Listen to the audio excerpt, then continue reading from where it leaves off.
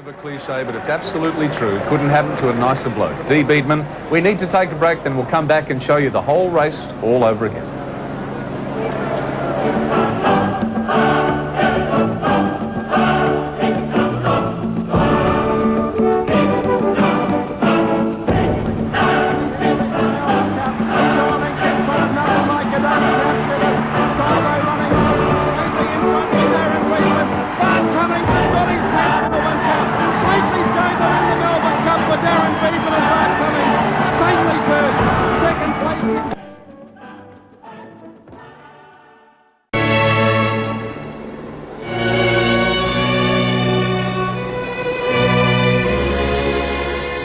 Hello, Mal Walden. In 10 News tonight.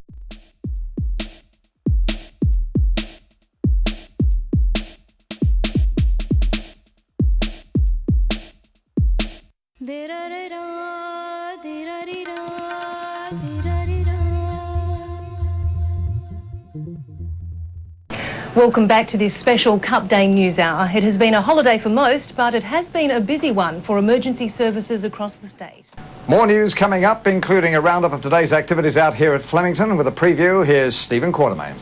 Thanks, Mal. As we've already seen, an incredible day for Bart Cummings, his 10th Melbourne Cup, courtesy of Saintly. Coming up later in sport, all the action here from Flemington.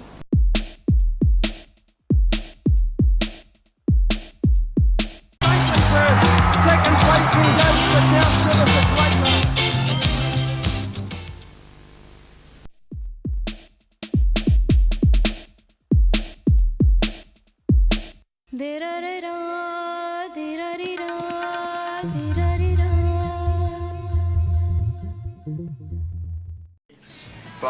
Cup Day always a betting bonanza, but homeowners were hoping for a different sort.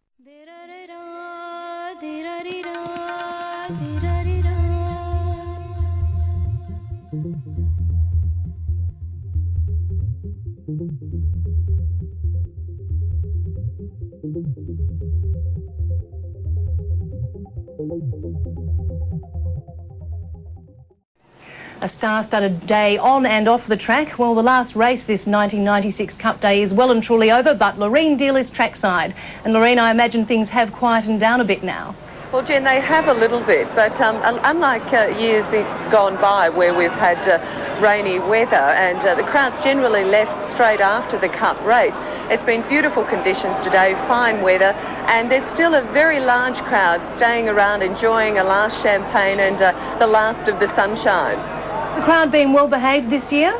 Jen, the crowd's been very well behaved. I spoke to police a short time ago and they were very complimentary. So far there's only been 2 arrests, one for drunkenness and one for the man who ran naked down the track straight after the Cup race.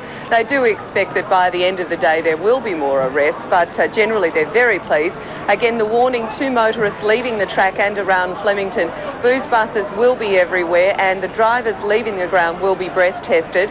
But for those who haven't overindulged, most people have enjoyed the day immensely for 1996 Melbourne Cup. That's great. Thanks very much, Laureen Deale, live at Flemington. Well, the fine weather brought out all the elegance and eccentricity of our famous Cup fashions. But punters proved style isn't exclusive to those in the money. For fashions on the field host and Peacock, the first Cup Day appointment was at home. There is a sense of, well, not panic, but, you know, you've got to be prepared for it. And prepared they were. The ladies and gent who spent hundreds on their designer headwear must have been miffed. Sydney hairdresser Marina Nasso topped the hat parade with her own handiwork. The cost? I don't know, $30? Model Pauline Leslie came home in front of the field which a celebrity panel deemed the Cup's most fashionable. In Europe, chocolate brown or bitter chocolate is one of the most fashionable colours, and I've teamed it here with a beautiful colour of pink just to add a little bit of femininity for the race season. And who better than Medwin to assess the form? Parada green is one of the biggest colours in Europe. Well, the races wouldn't be the races without Lillian being here. Of course, the line between making a statement and making a mistake can be a little blurry. Pity help those who commit the fashion faux pas. Now we have a tribute to Tissu Lame with matching pink marabou feather. not what you would call a definite fashion statement. I mean, a full-length dress in organza with a strapless bodice, it looks a little bit more like she's going to a ball. Birds of a feather flock together. I respect each and every one of the massive them. No matter the white, black or brown. I beg all the kudos. Others just did their best to keep the tradition of Cup madness alive. Kelly Russell, 10 News. The Melbourne Cup is as much about people as it is about horses. The crowd sprinkled with celebrities and famous faces. Bernadette Nunn caught up with some of the other stars of Cup Day.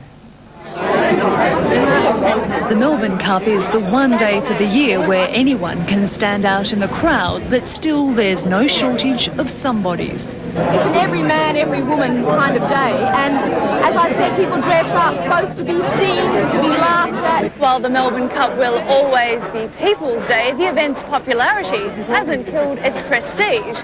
This is still very much the place to be seen. There was Premier Jeffrey and his mate Andrew Peacock paired up in matching formal attire. Andrew owns his and I hire mine. But we went for the same sort of sale. Booker Prize-winning author of Schindler's Ark, Tom Keneally, had a sentimental attachment to the Irish favourite Oscar Schindler. I think it's good to have a horse whose name stands for tolerance between races in Australia at the moment. I hope he wins for that reason. Melbourne-born actor Gary Sweet says the Cup is like a homecoming. I'll probably run into a whole heap of guys I used to play footy with. It could turn into carnage later on. This could never happen in Sydney. They'll get it wrong. It just wouldn't happen because Melbourne's just got a flavour. There was Olympic gold medalist Kieran Perkins and Nicole Stevenson. I've already had a few too many, so I'm just taking it easy, you see. I'm retired, but I'm corrupting Kieran. And I'm on holiday, so I'm related.